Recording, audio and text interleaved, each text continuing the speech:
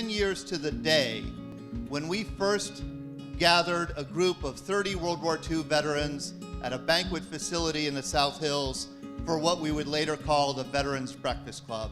Can I make a long speech? I wasn't planning on you making a speech at all. I wasn't planning on coming here tonight. I've gotten a lot more from the Veterans Breakfast Club than I've given. And in 10 years, it's been a pleasure. And now for our first Veteran Voice of the Year. I'm here tonight to introduce Julia Parsons.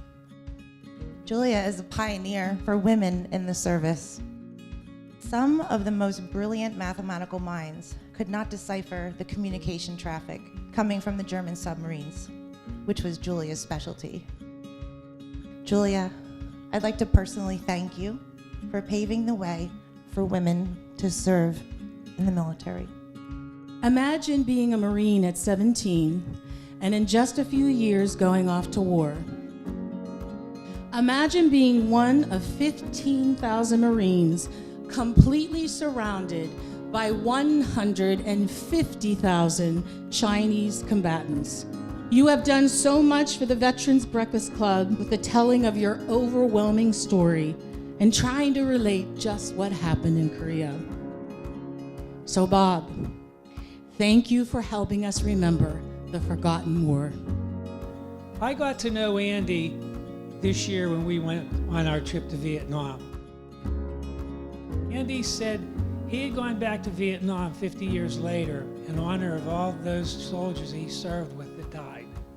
And we had a memorial service, I remember the name, which was very touching to honor those people. Andy became a VA counselor with other young combat veterans and wrestled with the VA to create street-level counseling outreach that today is known as the Vet Centers. So I'd like to thank Andy and honor him for his service to our country. I have the distinct honor and privilege to introduce tonight my very close friend, Leonard Hammonds II. Leonard followed a long and proud family tradition of military service by serving in the Marine Corps from 1997 to 2005. However, his service did not end once he left the Marine Corps. It had only just begun.